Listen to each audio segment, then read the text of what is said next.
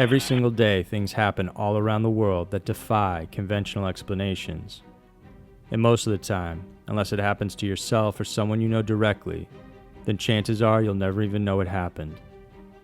From very strange missing persons cases, to someone dying and literally being brought back to life, these are 5 of the scariest and strangest unexplained mysteries. Number 5. Barbara and Patricia Grimes. December 28, 1956. Like any true blue Elvis fan, sisters Barbara, who was 15 years old, and Patricia, just 13, found themselves lining up for his movie, Love Me Tender, for the 15th time. The sisters left home at 7:30 p.m. and headed to Brighton Theater in Chicago. Carrying only $2.70 between them, they planned to return home after watching the double feature. Their mother Loretta expected them to be home no later than 11:45, but it was past midnight and the girls still weren't home. Loretta sent 2 of her older children to wait by the bus stop for their sisters, but after 3 buses had passed, they went back home at 2 a.m., letting their mother know there were no signs of them. Loretta then called police and reported the girls missing. What followed was one of the biggest missing persons searches ever launched in the Chicago area. Several witnesses, including a friend of Patricia's, Dorothy Wienert, reported seeing the girls in the theater. Dorothy had sat behind them with her own sister, but they left around 9:30 after the first viewing. During their disappearance and the events leading up to it, witnesses came from all around. Some said they saw the girls boarding a bus or checking into a hotel. Police theorized they must have run away to head to Nashville to meet Elvis, or perhaps were trying to live a life similar to his. Even the news of the girls' disappearance reached Elvis's camp in Graceland, and they issued a statement urging the sisters to go home, saying, "If you are good Presley fans, you'll go home and ease your mother's worries." After nearly a month had passed after their disappearance, on January 22nd, a man named Leonard Prescott spotted something on the roadside of German Church Road in Illinois. He thought what he saw were mannequins dumped on the side of the road. He pulled over, and as he got closer, he realized these were not statues of any sort. There on the roadside were the naked and semi-frozen bodies of Barbara and Patricia Grimes. They were both positioned awkwardly, with Barbara lying face down and Patricia on top of her. Autopsy reports stated that the last meal they had eaten was from the night they disappeared, indicating they had been killed within hours after leaving the theater. However, the chief investigator for the county, Harry Gloss, argued that the thin layer of frost that formed on the bodies indicated they could have been alive up until January 7th. The snowfall that day would have been enough to react to the body's warmth and form the layer. He stood by his statement and refused to retract it, and was later fired because of it. As for the actual cause of death, there were no visible fatal wounds on the bodies or any indication they may have been poisoned or drugged. The only suspicious mark was a puncture wound in Barbara's chest, which looked like it came from an ice pick. Their official cause of death, though, is stated as secondary shock, which is exposure to low temperatures. There were various suspects, including Benny Bedwell, a 21-year-old drifter who first admitted to the crime but later recanted, saying he was pressured by police. Another suspect, Max Flagg, admitted to kidnapping the girls and agreed to take a polygraph, which he did and failed. He was let go in this instance, but was sent to prison for the murder of another young woman just a few years later. To this day, the case remains open. As of 2013, author and retired police officer Ray Johnson has created a renewed interest in the case. He realized a similar crime happened a year after the girls disappeared, that of Bonnie Lee Scott. She was also found naked and with the same puncture wound as the Grimes sisters. He also said a third victim, who was 14 at the time, was abducted together along with the sisters, but managed to escape. However, she never told her story publicly, because she was too scared of what might happen to her.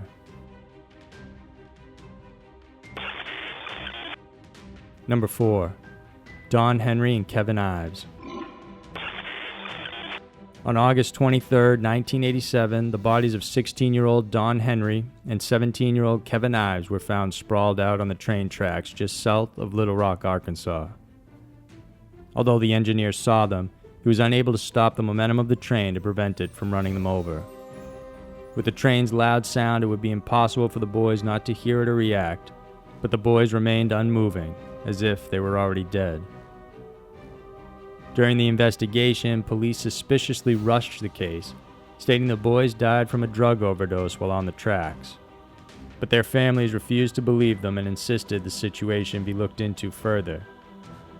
They also questioned why a key piece of evidence, a green tarp reported by the engineer to be on the bodies at the time he ran them over, suddenly disappeared.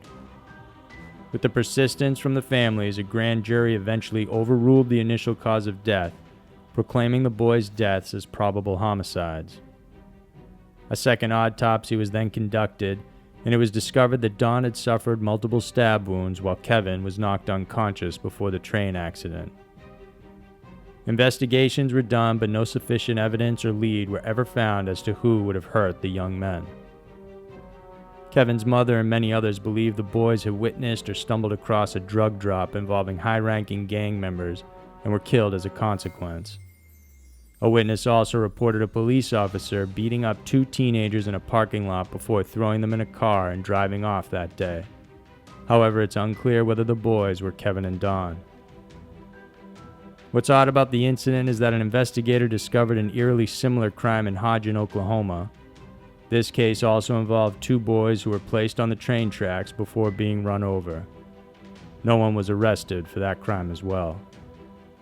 To this day, there are still no answers as to who was responsible for the murders of those boys, and so the case of Kevin Ives and Don Henry remains unsolved.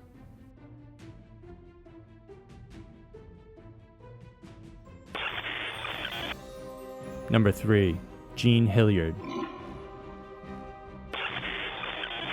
It was December 20th, 1980 when 19-year-old Gene Hilliard's car skidded off an icy, isolated road in Minnesota. She was headed home, and after the minor accident, her car engine stalled. Afraid she would freeze to death waiting inside the vehicle, she decided to walk over to a friend's house that was 2 miles away. She walked against the wind and in heavy snow, hoping to reach the house. However, exhausted and suffering from hypothermia, she collapsed about 15 feet away from her friend's driveway at approximately 1 a.m. Jean couldn't move any longer, and so she laid there motionless for nearly 6 hours, where temperatures dropped to negative 22 degrees Fahrenheit. By 7 a.m., her friend, Wally Nelson, walked outside his house and to his shock found Jean frozen solid. Her face was ghost-like, pale, and her entire body was frozen so stiff that he couldn't load her in the car except diagonally. She was rushed to the hospital where doctors initially thought she was dead. She was completely unresponsive. They determined her heart was still beating, but it was down to just 12 beats per minute. Her body temperature was so low that it couldn't be measured using a regular thermometer. Moreover, they couldn't deliver medication or feed her intravenously because her skin was too frozen to be pierced with needles. All they could do was wrap her in an electric blanket and wait for her to thaw. They thought Jean, for sure, would suffer from brain damage and might need to have both of her legs amputated. What they didn't expect was what would happen next. Around 1 p.m., to the amazement of everyone, Jean started to make sounds and asked for some water. By that evening, she could move her arms and hands, and after 3 days, she was able to move her legs too. Even better news was that she didn't suffer any lasting problems from the episode. Jean remained in the ICU for 6 days and was moved to a normal room after that. She stayed at the hospital for 49 days in total, was released, and continued to live a normal life. What happened to Jean remains a complete mystery. A case like hers had never been seen before this or after. It defies science as we know it, and nobody knows how she could have survived being frozen solid and reviving without suffering any long-term damage to her body or brain.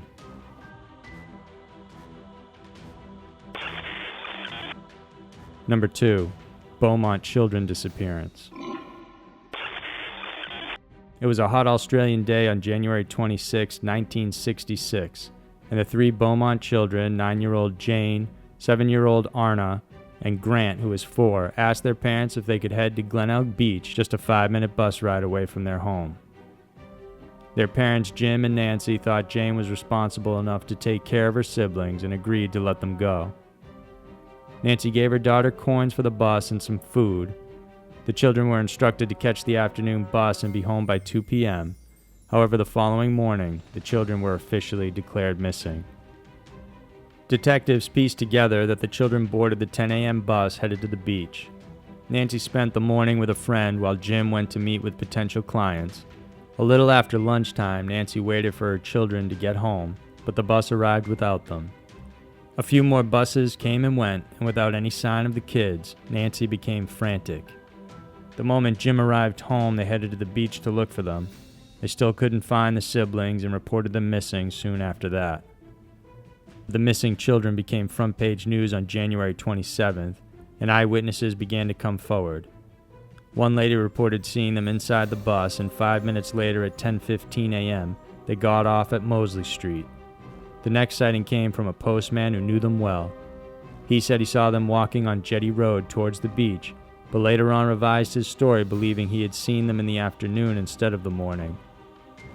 Another elderly lady saw the 3 children playing under a sprinkler around 11 a.m. at the Coley Reserve. She also noted a man in blue swimming trunks who was watching them. About 15 minutes later, this same man joined them, and at 11:45 a.m., the siblings bought meat pies using a $1 note. The owner was familiar with the children because they've been there before, but never bought a meat pie until that time. Police believe the money was given by the stranger because Nancy insisted she never gave her children a $1 note, but only coins. By noontime, right when the children were set to go home, a couple with their granddaughter along with another woman were sitting on a bench when a man approached them with 3 children. He said he was missing some money and asked if they saw anyone touching his clothes. They said no, and he returned and helped the children get dressed. The woman was positive the children were the Beaumonts, and the man's description matched those of the stranger seen with the children by the sprinkler earlier on.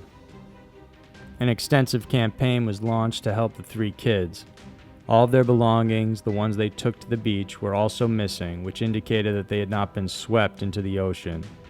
Plus the fact a man was spotted with them had led investigators to believe they were abducted. Hundreds reached out to help the Beaumonts find their kids, and every tip and piece of information was followed up, but to no avail. Several suspects emerged, including Bevan Spencer von Eman, which matched the description of the witnesses. Years after the incident, von Eman was charged for murdering a 15-year-old and experimenting on him. An informant pointed to him as boasting that he had taken 3 children at the beach years before.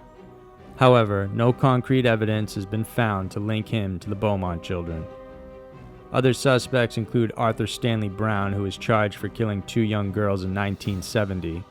He bore a striking resemblance to the image provided by witnesses. Today, the case still remains open. There's a $1 million reward offered to those who can provide information leading to an arrest. But so far, it remains unclaimed.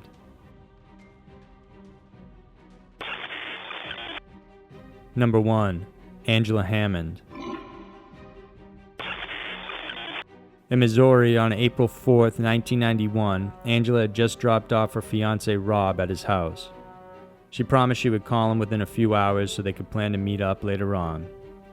At around 10 p.m., Angela did as promised and called Rob from a payphone in the middle of town, right near a grocery outlet. While on the phone with Rob, Angela mentioned an unusual vehicle circling the lot, which she described as an old green Ford pickup truck. The truck soon pulled over next to the payphone, and a man she described as filthy and bearded went and used the payphone next to hers. But he quickly went back to his pickup and used a flashlight as if he was looking for something he dropped. Rob had Angela ask if he needed to use the phone, and the man replied no, and that he'd try again in a minute. They then went on to talk about other things before Rob heard Angela scream in terror. Rob bolted out the door to head to where she was. The grocery outlet was only 7 blocks away. As he drove to the store, a truck moving in the opposite direction passed, and he heard his name called out from the window. Knowing it was Angela, he slammed his car in reverse without knowing he had damaged the transmission. Rob took chase for a couple of miles before his car finally gave out and he couldn't follow any longer. The only thing he noticed was a strange decal at the back of the truck's window which he couldn't describe in detail, and after his car failed, all he could do was watch as it sped away into the darkness. The search for Angela Hammond became national news thanks to the program Unsolved Mysteries. Witnesses near the payphone where she was abducted reporting seeing a dirty white man wearing glasses and overalls sitting in the truck, which was described as a 1969 or 1970 Ford pickup. However, no solid evidence has ever been found. Rob was initially considered a suspect because of the strange story, but was cleared shortly after questioning. Investigators soon uncovered other mysterious disappearances in and around the area. There was the case of 30-year-old Cheryl Ann Kennedy, who disappeared after locking up her store in Nevada, Missouri on February 27, 1991. Another woman, Trudy Darby, 42, also vanished in front of her store on January 19th. Darby's body was later on discovered and linked to half-brothers Marvin Chaney and Jesse Rush. While all three cases have similarities, investigators could not find concrete evidence linking all three. To this day, Angela Hammond's disappearance remains a mystery. No one has ever heard from her again, or found her body, or come forward with any clues as to what happened the night she disappeared. So there were 5 of the scariest and strangest unexplained mysteries. It's human nature to search for answers. We all want to know why and how, but sometimes that's just not a possibility. These cases of disappearances, abductions, and even miracles continue to make us wonder what really happened. If you enjoyed watching this video, then please subscribe to our channel. We love hearing from you, so leave a comment below letting us know what you think about these scary mysteries. See you next week for another video, and thanks for tuning in.